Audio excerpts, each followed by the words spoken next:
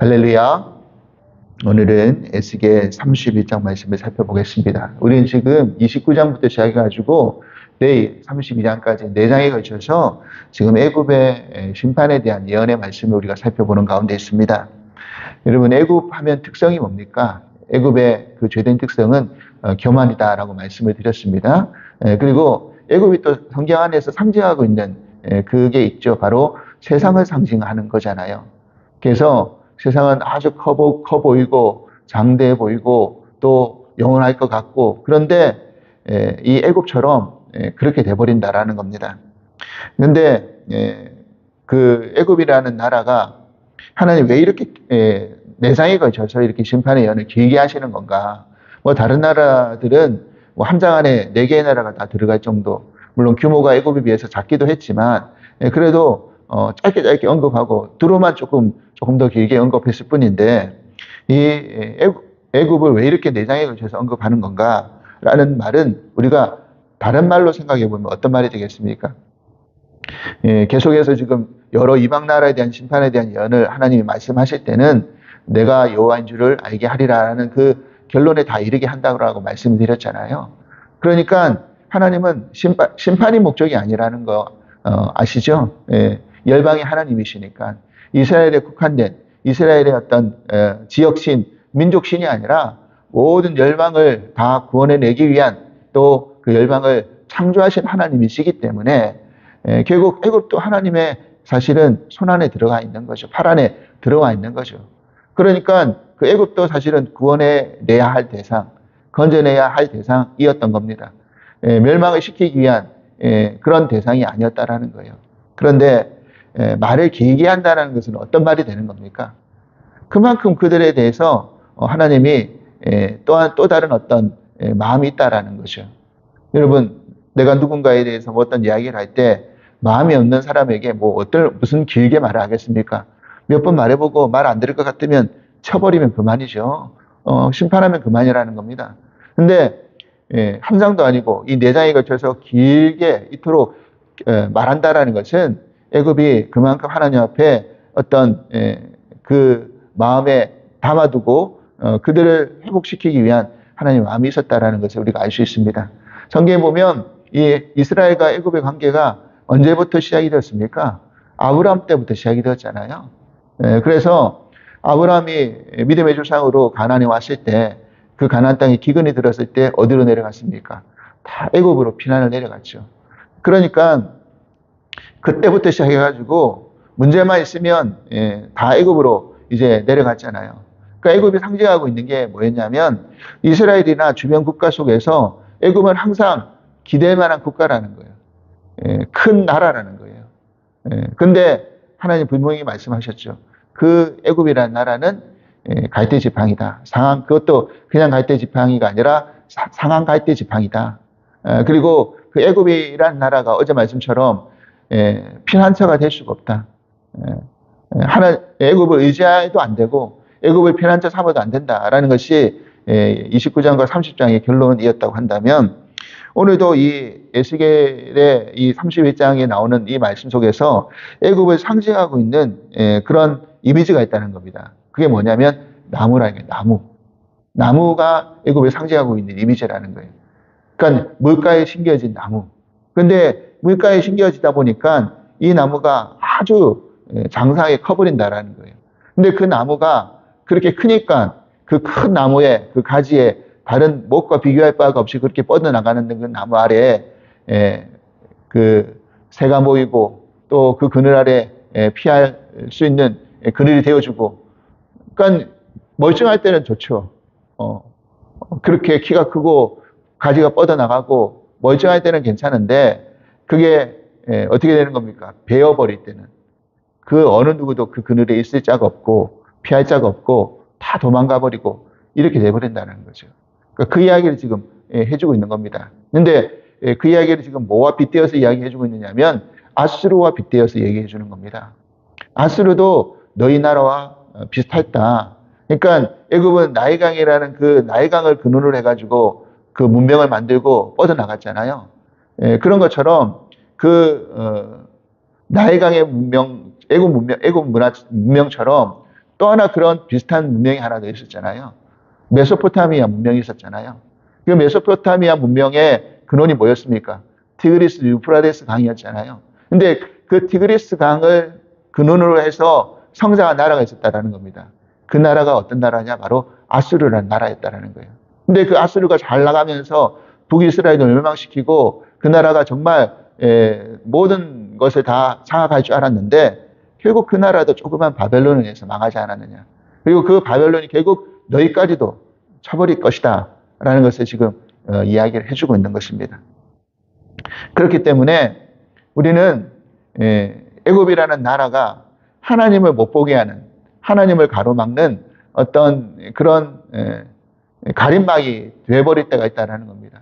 그리고 하나님을 믿으면서 늘 세상의 것에 우리가 마음이 빼앗기고 세상을 의지하는 이유가 바로 뭐가 있겠습니까?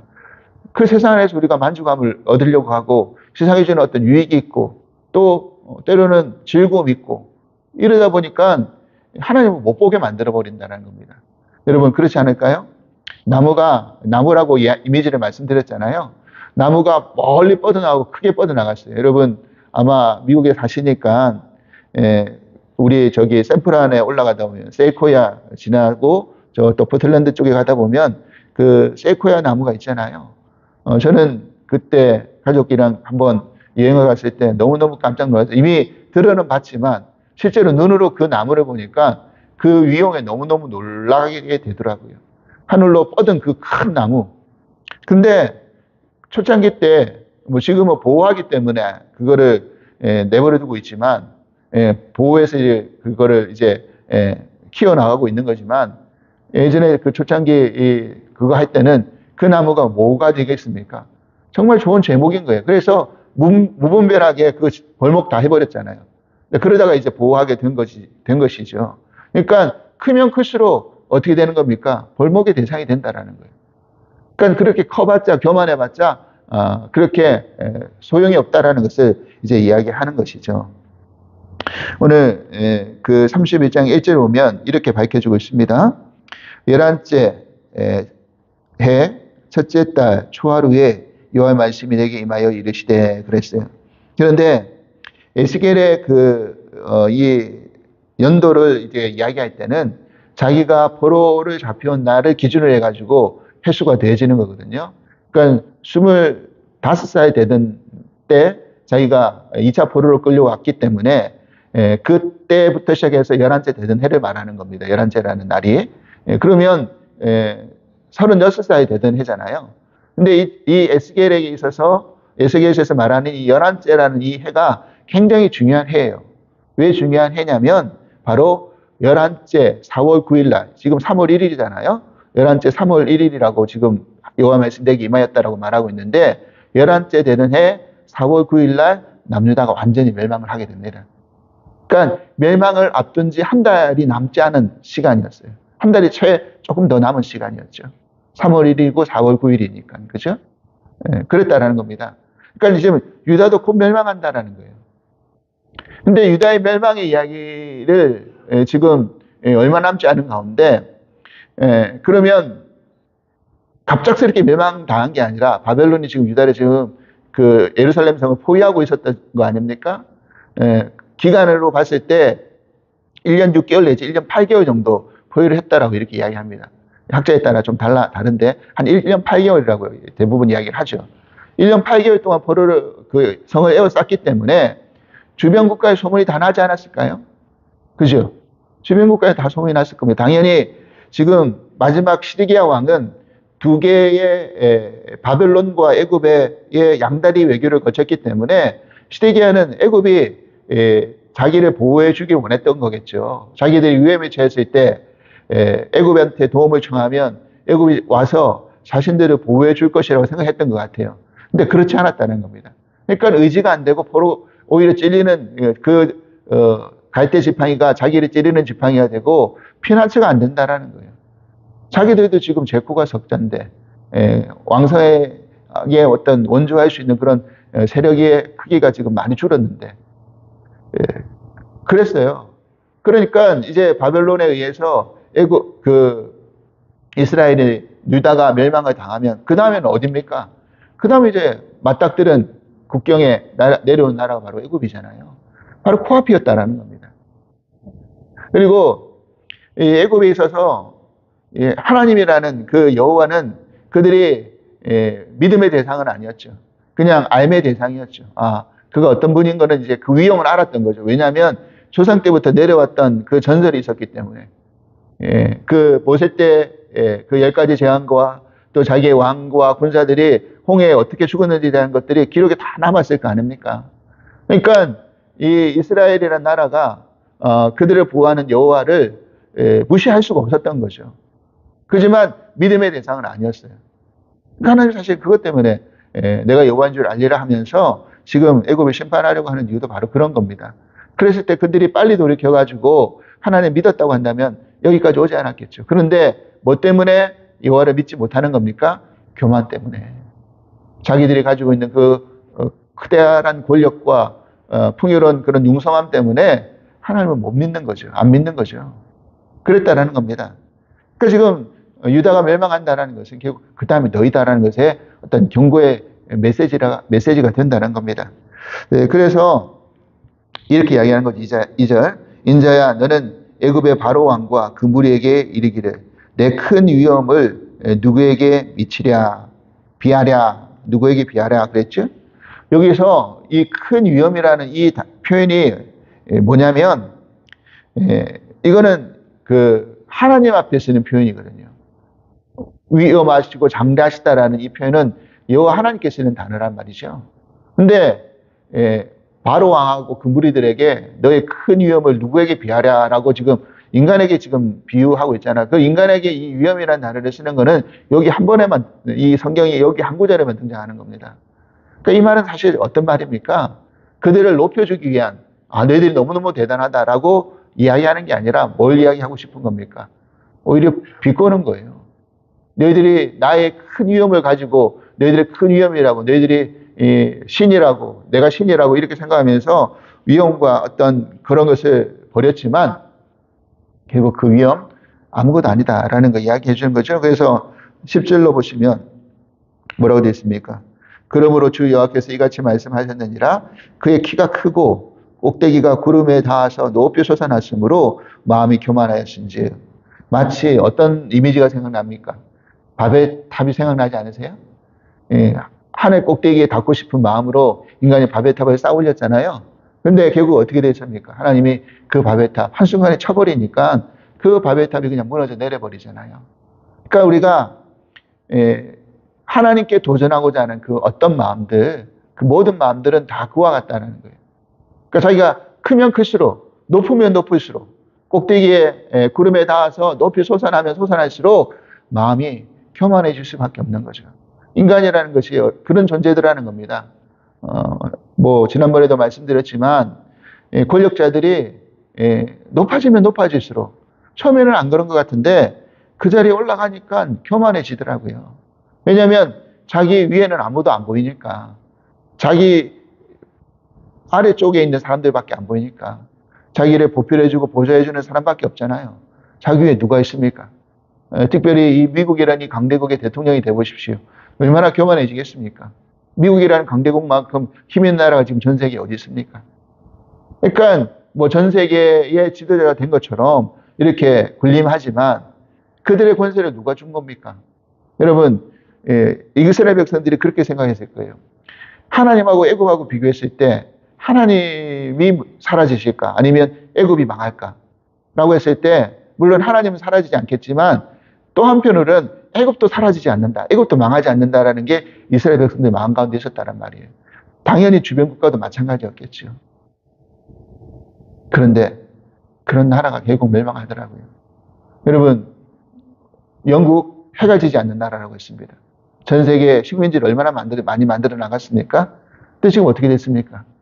식민지들 다 독립하고 웬만한 데는 독립하고 영국도 그 해가 지지 않는 나라라는 그 위용의 이름이 없어져 버렸잖아요. 여러분 이 미국도 우리가 지금 미국에 살지만 영원할 것 같을까요? 영원할까요? 우리가 미국이라는 이 나라도 만약에 하나님에 대한 바른 믿음과 바른 신앙 안에서 그들의 그 믿음을 지켜나가지 않는다고 한다면 그 표대, 촛대 옮기는 건 하나님이시라는 거예요. 어떻게 영원할 수 있겠습니까? 하나님의 떠난 나라는 영원할 수가 없다라는 겁니다.